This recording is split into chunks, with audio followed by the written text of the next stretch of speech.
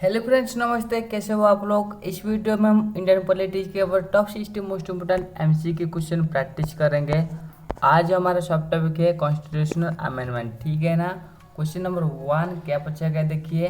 Which article of the Indian constitution deals with the powers of parliament to amend the constitution. यानी कि हमारा भारतीय संविधान का कौन सा अनुच्छेद पार्लियामेंट को ये अधिकार, ये पावर दे रहे कि कॉन्स्टिट्यूशन में वो संशोधन ला सकते हैं। इस तरह का अधिकार पार्लियामेंट को कौन सा आर्टिकल प्रोवाइड कर रही है। ऑप्शन देखिए, ऑप्शन देखकर इसका उत्तर गैस कीजिए या फिर कमेंट कीजिए क्या होगा इसका सटीक उत्तर। देखिए, इसका जो सटीक उत्तर होगा ऑप्शन ऑफ बी, यानी कि आर्टिकल 368 में ये रखा गया है। यानी कि article 368 provides parliament to the powers to amend the constitution and lay down the procedures for it. यानी कि आर्टिकल 368 पार्लियामेंट को अधिकार दे रही, पावर दे रही क्या करने के लिए, कॉन्स्टिट्यूशन को अमेंडमेंट यानी कि संशोधन करने की जो अधिकार दे रही है आर्टिकल 368 दे रही है, ठीक है ना। और साथ ही साथ संशोधन करने का जो प्रोसीड्योर उससे आगे बढ़ाने के लिए ये शक्ति दे रही है, ठीक है ना। इस आर्टिकल के आधार पर पार्लियामेंट ऐसा कर सकता है। नेक्स्ट क्वेश्चन क्या पूछा गया, देखिए। Which part of the constitution contains article 368। यानी कि हमारा संविधान में कौन सा भाग में आर्टिकल 368 के बारे में जानकारी दिया गया है। ऑप्शन देखिए, ऑप्शन देकर इसका उत्तर गैस कीजिए क्या होगा इसका सटीक उत्तर। देखिए, इसका जो सटीक उत्तर होगा ऑप्शन नंबर सी, यानी कि पार्ट एक्स में इसके बारे में जानकारी दिया गया है। यानी कि article 368 is located in the part excess of the constitution. हमारे कॉन्स्टिट्यूशन का भाग 20 में यानी कि भाग एक्स में आर्टिकल 368 के बारे में जानकारी दिया गया है। नेक्स्ट क्वेश्चन क्या पूछा गया, देखिए। Can the parliament amend the basic structures of the constitution.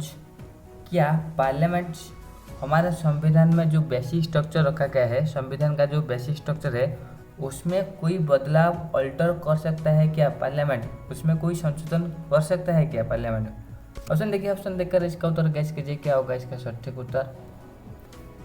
देखिए, इसका जो सटीक उत्तर होगा ऑप्शन नंबर बी, यानी कि नो। यानी कि Supreme Court in Keshavananda Bharati cases 1973 ruled that parliament can't alter the basic structures.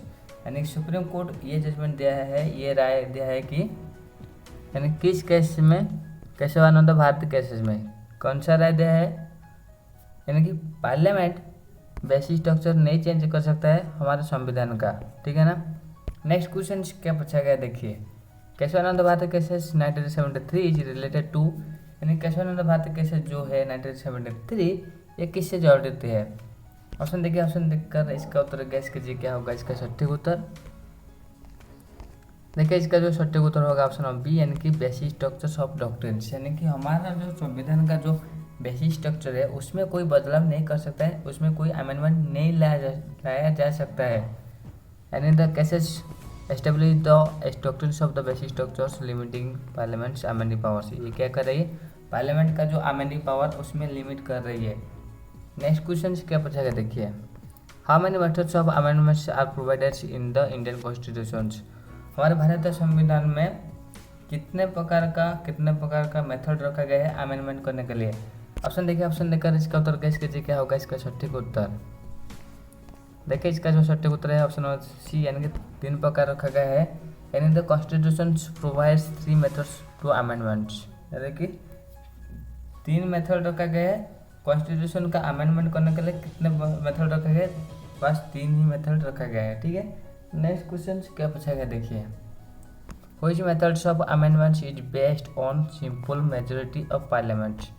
यानी कि अमेंडमेंट करने के लिए कौन सा मेथड्स, अमेंडमेंट करने के लिए कौन सा मेथड जो कि उसके लिए क्या जरूरी है, सिंपल मेजोरिटी चाहिए पार्लियामेंट में, उस मेथड में कौन सा मेथड इसी ये जरूरी करती है।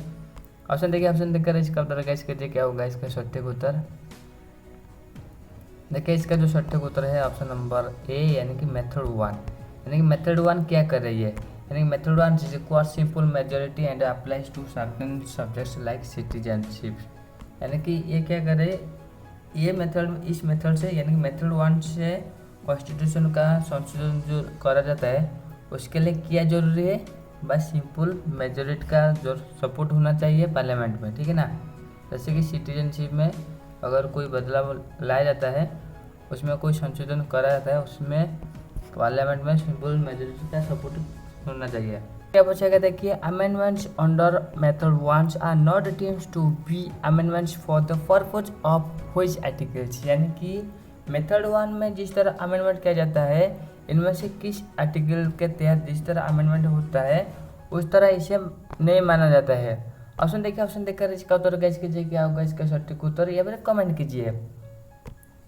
देखिए इसका जो सटीक उत्तर होगा ऑप्शन बी, यानी कि आर्टिकल 368, यानी कि method 1 amendments are not considered constitutional amendments under article 368, यानी कि आर्टिकल 368 में जिस तरह कॉन्स्टिट्यूशनल अमेंडमेंट के बारे में जानकारी दिया गया है और मेथड 1 में जिस तरह अमेंडमेंट होता है ये उस तरह नहीं माना जाता है, उस तरह नहीं कंसिडर किया जाता है। ठीक है, नेक्स्ट क्वेश्चन से क्या पूछा गया, देखिए which subject falls under method 1, इनमें से किस मामला किस विषय मेथड 1 में आ रही है, यानी कि मेथड 1 के तहत उसका संशोधन किया जाता है। ऑप्शन देखिए, गैस कीजिए क्या होगा इसका सटीक उत्तर।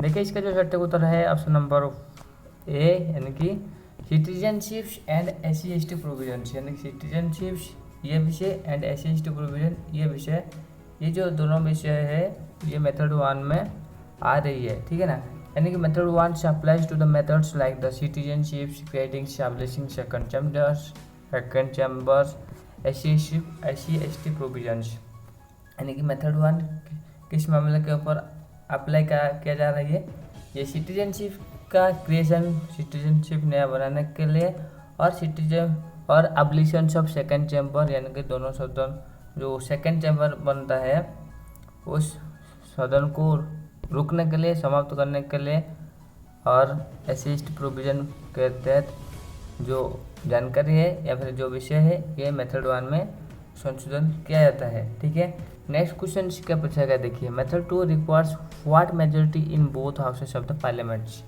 यानी कि हमारे पार्लियामेंट में जो मेथड 2 को इस्तेमाल किया जाता है संशोधन करने के लिए, उसमें क्या ज़रूरत होती है, पार्लियामेंट का क्या ज़रूरत होती है। ऑप्शन देखिए, ऑप्शन देखकर इसका उत्तर गैस कीजिए क्या होगा इसका सटीक उत्तर। देखिए इसका जो सटीक उत्तर होगा ऑप्शन नंबर बी, यानी कि क्या कह रही है 2/3 majority of the members present and votings, यानी कि पार्लियामेंट में जितने सारे भी मेंबर रहते हैं उस मेंबर से 2/3 यानी कि 2/3 मेंबर का सपोर्ट चाहिए, यानी प्रेजेंट चाहिए और वोटिंग चाहिए, यानी the method choose requires 2/3 majority of the members present and votings in both houses, यानी दोनों सदन से दोनों हाउस का जो वोटिंग चाहिए साथ ही साथ उनका प्रेजेंट भी होना चाहिए, जितने सारे भी मेंबर है उस मेंबर से 2/3 मेंबर का वोटिंग चाहिए। नेक्स्ट क्वेश्चन से क्या पूछा गया, देखिए in method 2 what is requirements regarding state legislatures, यानी कि मेथड 2 में स्टेट लेजिस्लेचर यानी कि राज्य विधानसभा के लिए, यानी स्टेट राज्य विधानमंडल के लिए क्या जरूरत होती है मेथड 2 के लिए। ऑप्शन देखिए, ऑप्शन देकर इसका उत्तर गैस कीजिए क्या होगा इसका सटीक उत्तर। देखिए इसका जो सटीक उत्तर रहेगा ऑप्शन नंबर बी, यानी कि ratifications by not less than the half of states, यानी कि ये क्या जरूर कर रही है, यानी कि ratifications not less than the half of the states, राज्य के ऊपर क्या जरूरत है, ये अनुमोदन चाहती है ये संशोधन को लेकर, और ये जितने सारे भी राज्य है आधा राज्य से कम नहीं होना चाहिए, आधा राज्य से अधिक होना चाहिए, अधिक राज्य से ये क्या होना चाहिए उसको अनुमोदन करना मिलना चाहिए, यानी कि मेथड 2 के ऊपर, यानी कि method 2 amendments must be ratified bye at least half of the state legislatures by the simple majority, यानी कि साधारण बहुमत से half of the state legislatures, यानी कि जितने सारे भी हमारे स्टेट लेजिस्लेचर है उनमें से हाफ और आधा से भी अधिक स्टेट लेजिस्लेचर का रैटिफिकेशंस यानी कि अनुमोदन मिलना चाहिए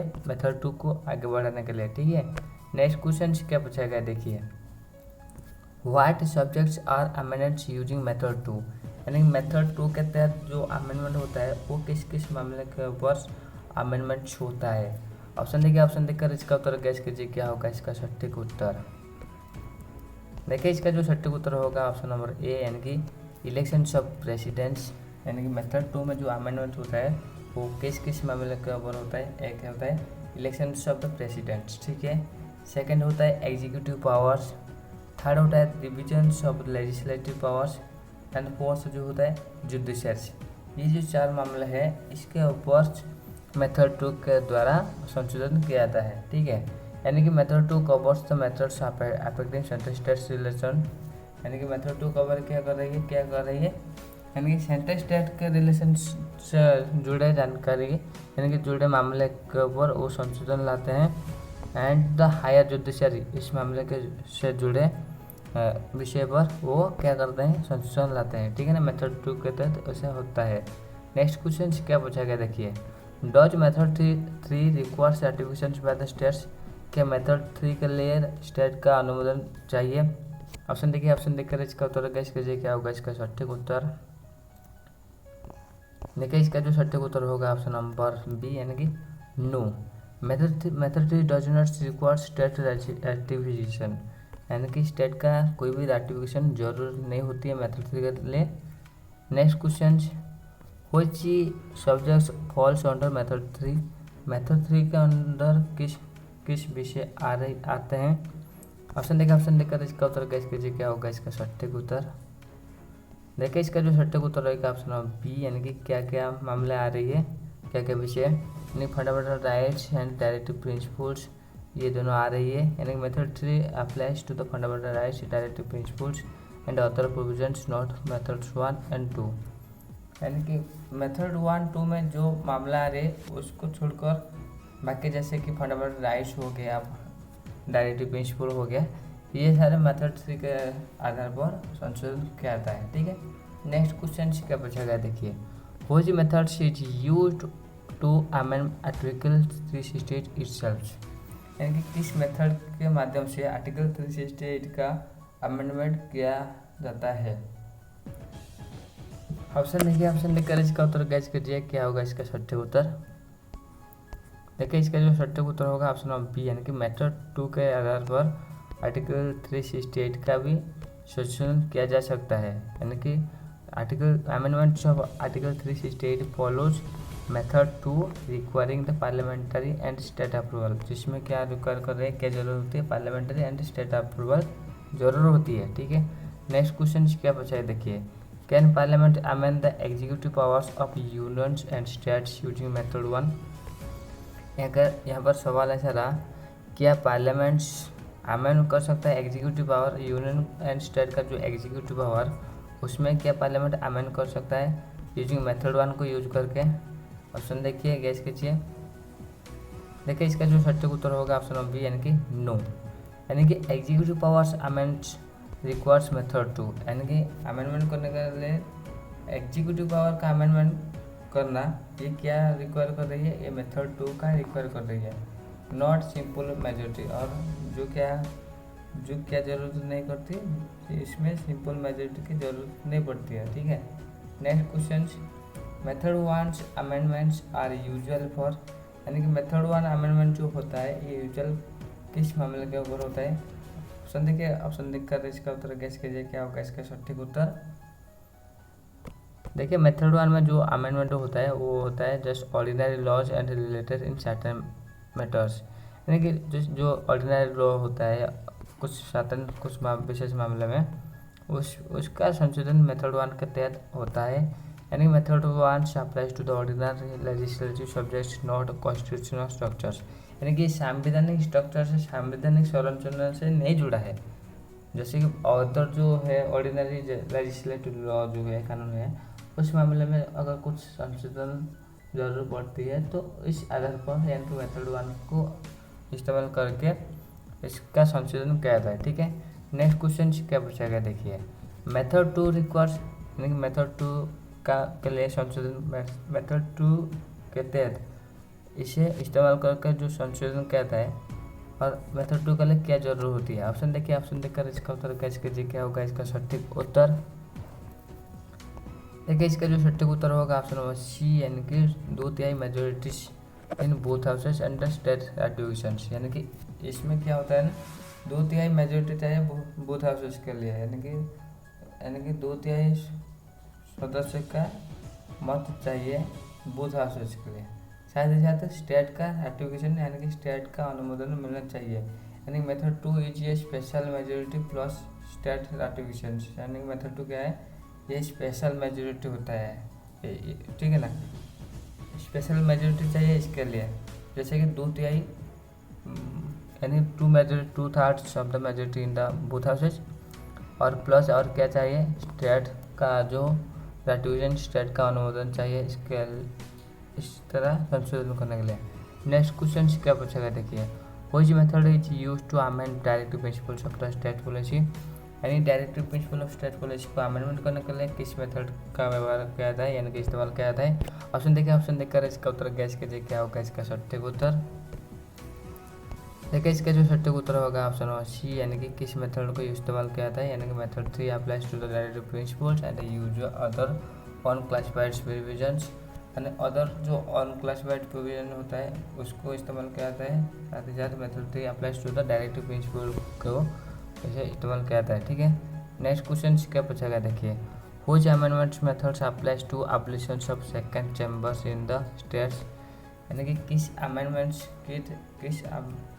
मेथड्स अप्लाई किया जा रही है, किस, यानी कि सेकंड चैम्बर जो है, यानी कि अपर हाउसेस हम कह सकते हैं, इसका जो क्या होता है ना एब्लिशंस, उसे समाप्त करने के लिए एक राज्य का, यानी कि राज्यसभा यानी विधानसभा एंड विधान परिषद, ठीक है। विधान परिषद को हटाने के लिए, उसका एब्लिशंस करने के लिए किस मेथड से उसका एब्लिशन होता है। ऑप्शन देखिए, ऑप्शन देकर इसका उत्तर गैस कीजिए क्या होगा इसका सटीक उत्तर। देखिए इसका जो सटीक उत्तर होगा ऑप्शन नंबर ए, यानी कि मेथड 1 के आधार पर होता है। यानी कि मेथड 1 कवर्स द एब्लिशिंग और creating second chambers in the states. यानी कि मेथड 1 क्या कर रही है, यानी एब्लिशिंग कर सकते हो या फिर क्रिएटिंग कर सकते हो सेकंड चैम्बर का, या फिर नया सेकंड चैम्बर बना सकते हैं, यानी कि राज्य परिषद विधान परिषद बना सकते हो, या फिर उससे समाप्त कर सकते हो और उससे हटा सकते हो। ये जो हटाने का या फिर बनाने का जो प्रोविजंस, ये मेथड 1 के आधार पर होता है, ठीक है, एक राज्य के लिए। नेक्स्ट क्वेश्चन क्या पूछा गया, देखिए which method is used for the matters related to Supreme Court और हाई कोर्ट्स। यानी कि सुप्रीम कोर्ट हाई कोर्ट्स के ऊपर जो मामला होता है, उस मामले में या फिर सुप्रीम कोर्ट हाई कोर्ट को क्या राय, उसमें अगर संशोधन किया जाता है, उस संशोधन में किस मेथड को इस्तेमाल किया जाता है। ऑप्शन देखिए, ऑप्शन देकर इसका उत्तर गैस कीजिए क्या होगा इसका सटीक उत्तर। देखिए इसका जो सटीक उत्तर होगा ऑप्शन बी, यानी कि मेथड 2, यानी the changes relating the supreme court high courts follows method 2। यानी कि सुप्रीम कोर्ट में या फिर हाई कोर्ट में जो चेंजेस लाया जाता है उसका संरचना के ऊपर या फिर उसका राय के ऊपर, उसमें क्या आता है, किस मेथड को इस्तेमाल किया जाता है, जो कि मेथड 2 के ऊपर, ठीक है ना। Next question, method 3 is used for all provisions not covered by. यानी कि मेथड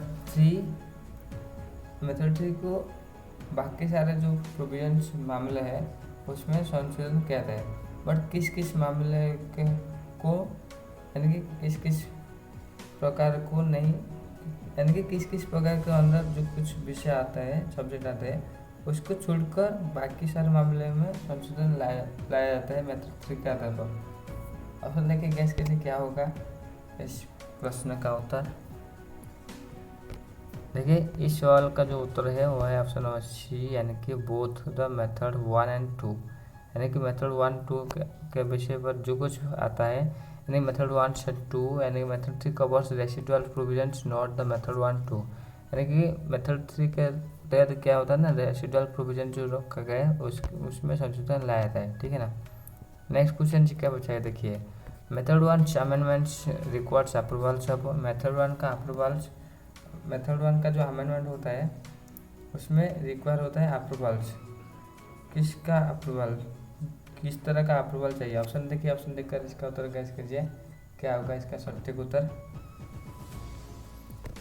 देखिए इसका जो सटीक उत्तर है ऑप्शन नंबर बी यानी कि parliament by the simple majority. यानी कि मेथड 1 में जो अमेंडमेंट होता है उसके लिए क्या जरूरत होती है, पार्लियामेंट का सिंपल मेजोरिटी के आधार पर पार्लियामेंट में जरूर होती है सिंपल मेजोरिटी का सपोर्ट। यानी कि only a simple majority in parliament is needed for method 1। यानी कि मेथड 1 के लिए क्या जरूरत होती है, पार्लियामेंट में संसद में साधारण बहुमत की सहमति हो चाहिए। ठीक है, नेक्स्ट क्वेश्चन क्या पूछा गया देखिए, which method requires both houses to pass the proposals. यानी कि किस मेथड्स चाहिए बोथ हाउसेस में कोई भी प्रोपोजल को पास करने के लिए। ऑप्शन देखकर इसका उत्तर गैस कीजिए क्या होगा इसका सटीक उत्तर। देखिए इसका जो सटीक उत्तर है ऑप्शन नंबर बी यानी कि मेथड 2।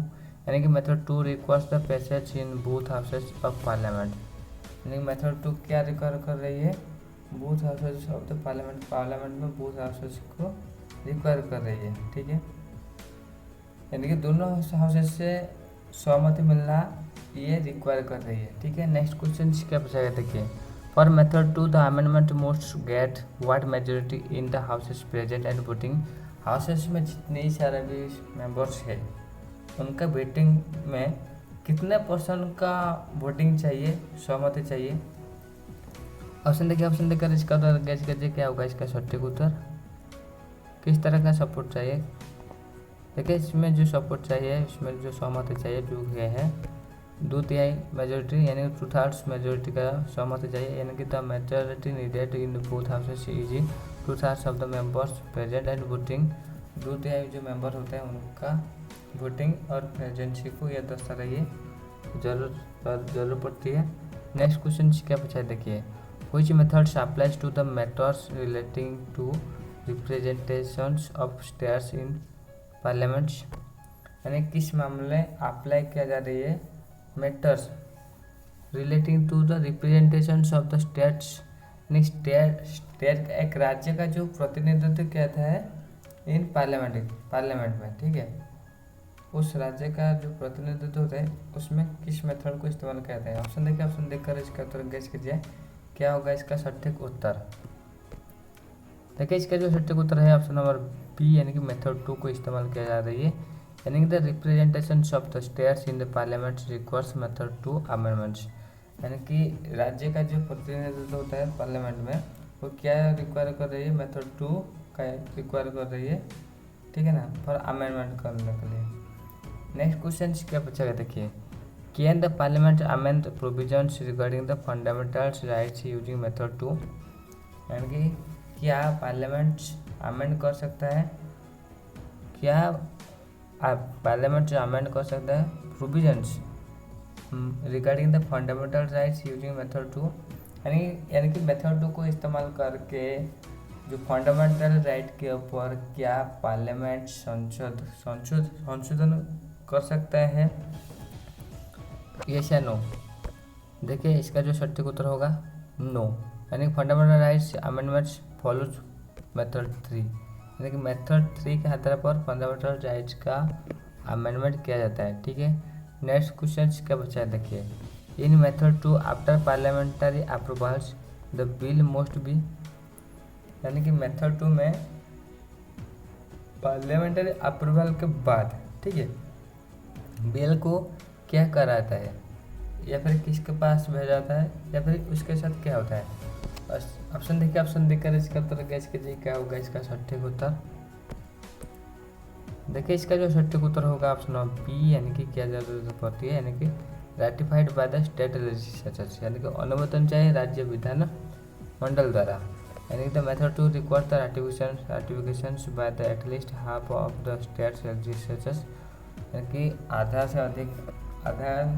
एटलीस्ट यानी कि आधा से अधिक राज्य विधानमंडल से सहमति चाहिए, उनका अनुमोदन चाहिए मेथड 2 के तहत संशोधन करने के लिए। ठीक है, नेक्स्ट क्वेश्चन क्या पूछा है देखिए, which method is used to amend matters related to the division of the legislative powers between the central and states.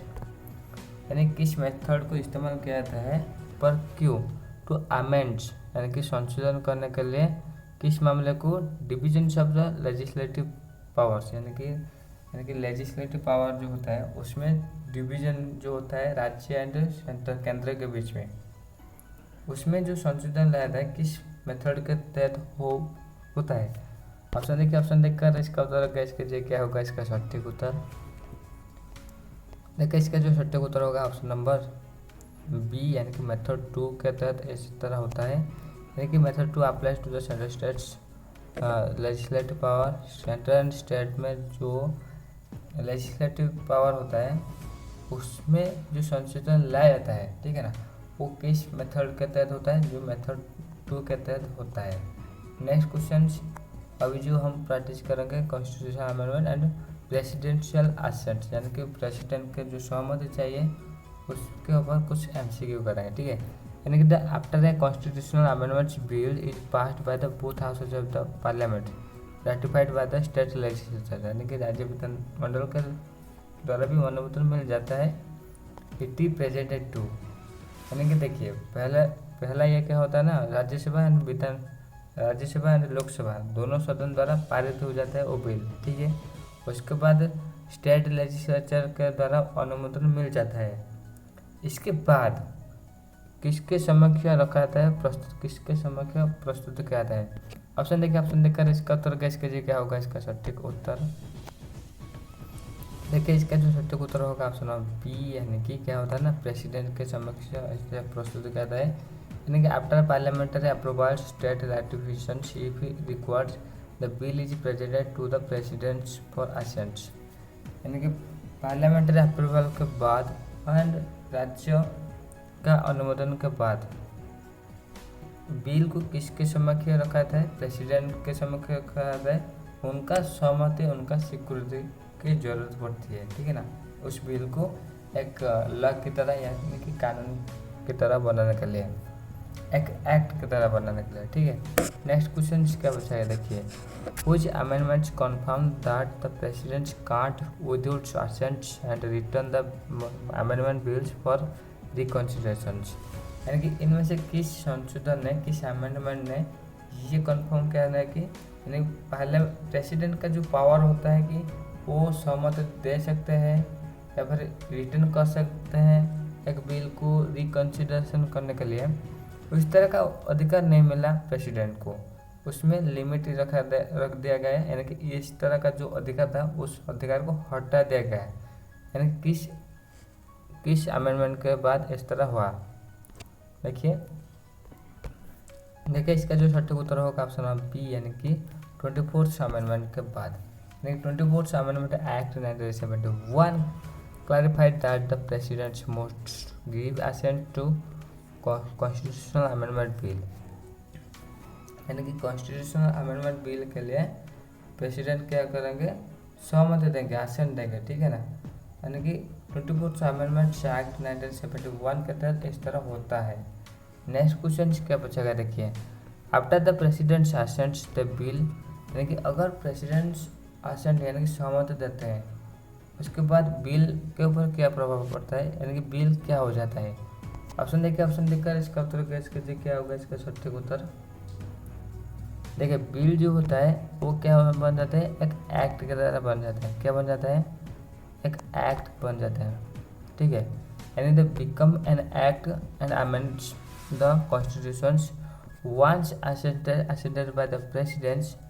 अगर प्रेसिडेंट्स उसमें सहमति देते हैं तो bill become the law and the constitution is amended.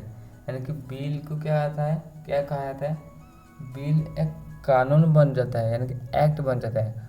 और इसे क्या कहा जाता है, इसे कहा जाता है कि संविधान में संशोधन कर दिया गया। नेक्स्ट क्वेश्चन क्या पूछा गया देखिए, which was the first amendments act in India. Bharat में जो पहला अमेंडमेंट हुआ था किस साल हुआ था, और जिससे फर्स्ट अमेंडमेंट एक्ट भी कहा गया है। ऑप्शन देखिए, ऑप्शन देकर इसका उत्तर गैस कीजिए क्या होगा इसका सटीक उत्तर। देखिए इसका जो सटीक उत्तर होगा ऑप्शन बी, यानी कि 1951, यानी कि first amendments 1951 added the 9th schedules, जिसे किसमें एडिट किया गया, 9th शेड्यूल में एडिट किया गया टू द कॉन्स्टिट्यूशन, यानी कि हमारा संविधान का 9th शेड्यूल में एडिट किया गया है फर्स्ट अमेंडमेंट जो कब हुआ था 1951 में हुआ था। ठीक है, नेक्स्ट क्वेश्चन क्या पूछेगा देखिए, the 9th schedules was added by which amendments, यानी कि किस अमेंडमेंट में 9th शेड्यूल्स ऐड किया गया है।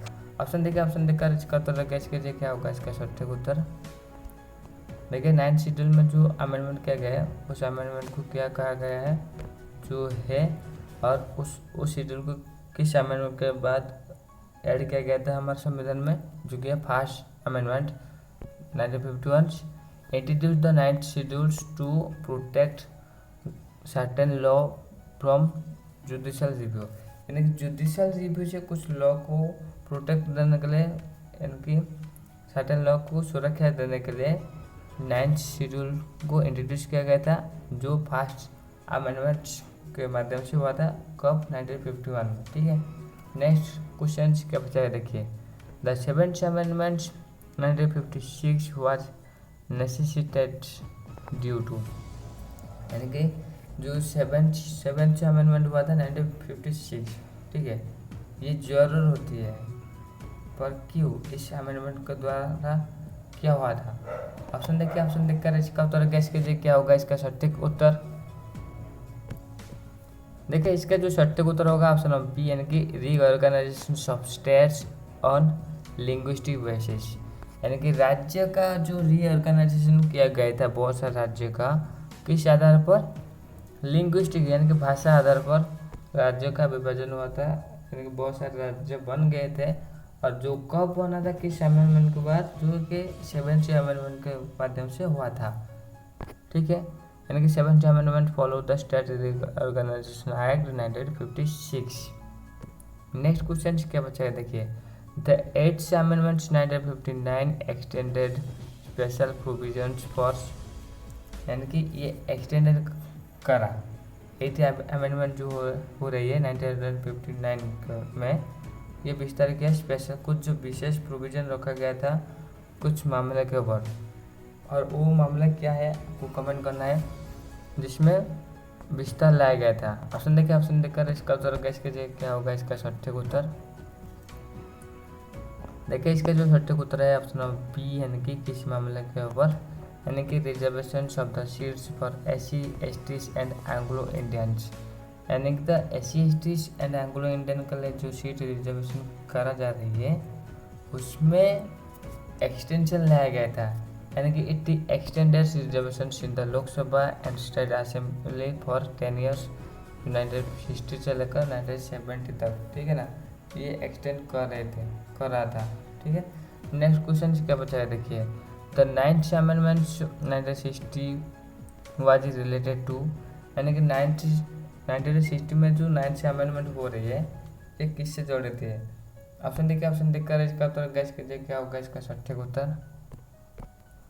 देखिए इसका जो सटीक उत्तर है ऑप्शन नंबर सी, यानी कि transfer for certain territory in to Pakistan, यानी कि 9th अमेंडमेंट जो हुआ था इसमें क्या करा गया था, इसमें जो अमेंडमेंट हुआ था इस अमेंडमेंट के तहत सर्टेन पावर टेरिटरी का transfer of certain territory to Pakistan, यानी कि पाकिस्तान को कुछ टेरिटरी दिया गया था, इंडिया से कुछ टेरिटरी को पाकिस्तान को दिया गया था इस अमेंडमेंट के दौरान, यानी कि 9th अमेंडमेंट के दौरान जो कब हुआ था 1960 में हुआ था, यानी कि 9th amendment gave effect to the 1958 Indo Pakistan agreement, यानी कि ये किसके ऊपर प्रभाव कर रही है, जो 1958 इंडो पाकिस्तान एग्रीमेंट जो हुआ था उसके ऊपर ये इफेक्ट कर रही है।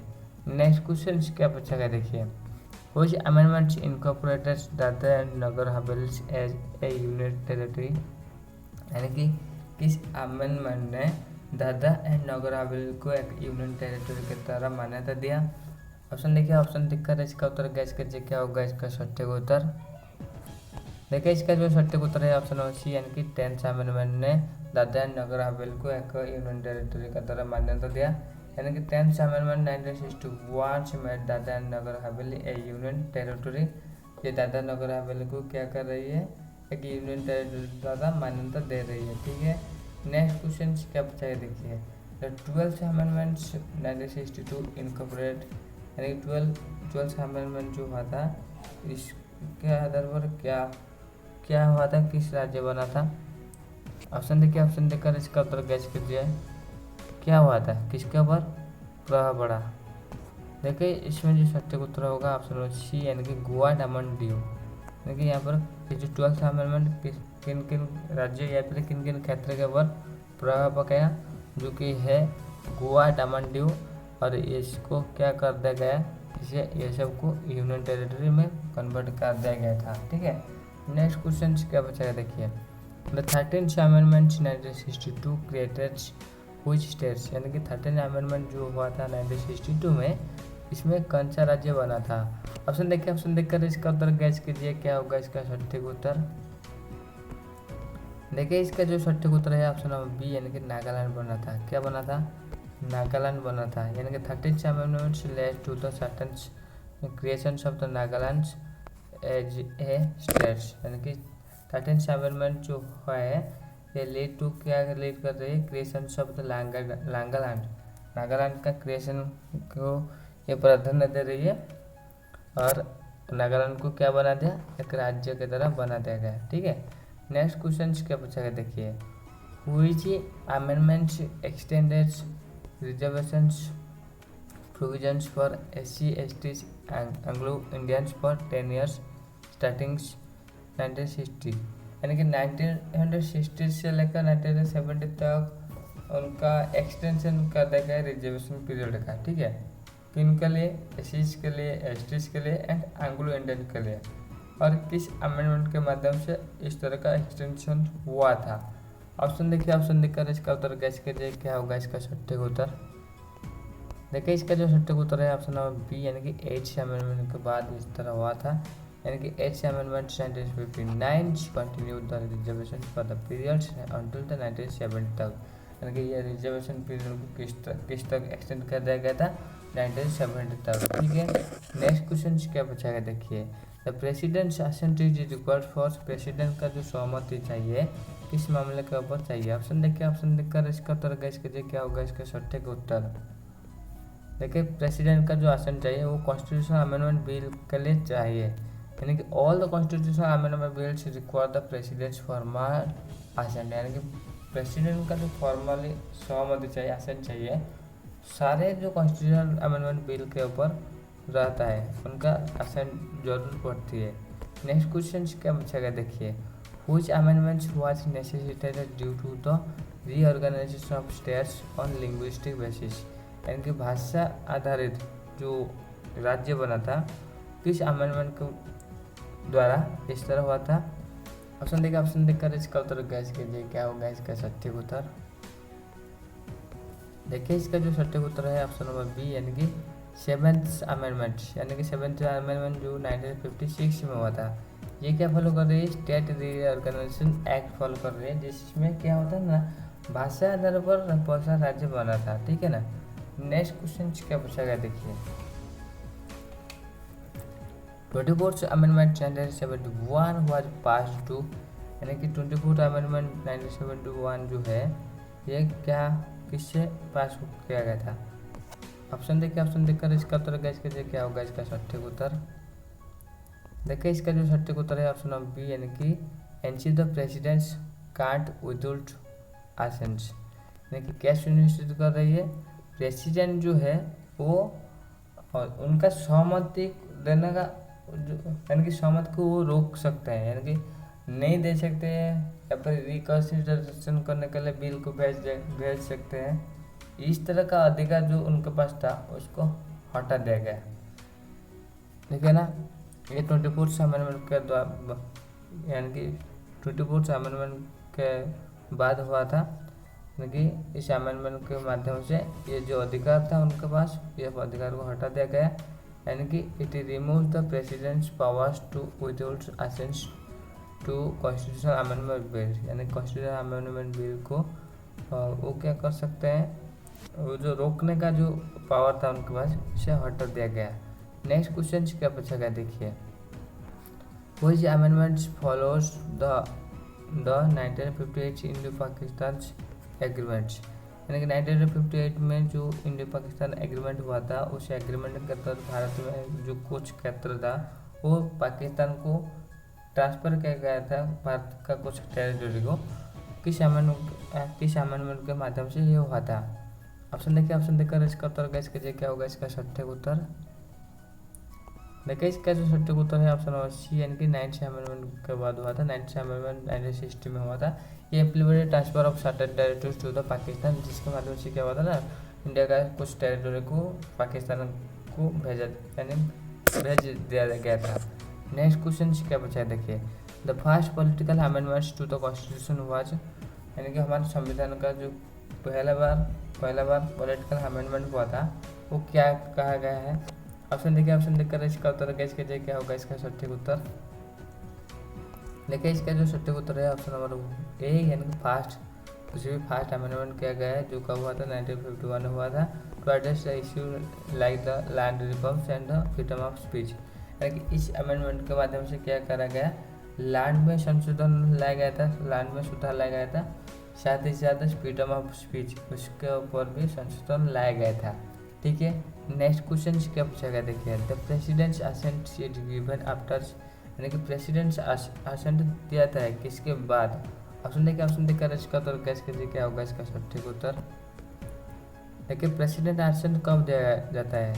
देखिए प्रेसिडेंट का जो असेंट है वो कब दिया जाता है, यानी कि passed of the bills by the both houses and the ratifications by states, यानी कि क्या कब दिया जाता है? जब एक बिल दोनों सदन द्वारा पारित हो जाता है, साथ ही साथ राज्य द्वारा उसे रैटिफिकेशन यानी कि अनुमोदित मिल जाता है, उसके बाद प्रेसिडेंट को भेजा जाता है उनके सहमति यानी कि उनका असेंट मिलने की जरूरत पड़ती है। यानी कि assent comes after the parliament's approvals and the states ratifications if necessary. ठीक है, नेक्स्ट क्वेश्चन क्या पूछा देखिए, the 10th amendments incorporated Dadra Nagar Haveli into India, यानी कि 10th अमेंडमेंट जो हुआ था, ये जो दादरा नगर हवेली हुआ था, ठीक है, ये जो क्षेत्र को इंडिया का किस तरह का टेरिटोरी या फिर किस तरह का बना दिया गया, किस तरह का जगह की तरह बना दिया गया?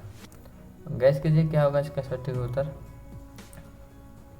देखिए इस अमेंडमेंट के द्वारा इंडिया का दादरा नगर हवेली जो था क्षेत्र, वो क्षेत्र हमारा टेरिटोरी बन गया है, यानी कि केंद्र शासित प्रदेश बन गया, यूनियन टेरिटोरी बन गया।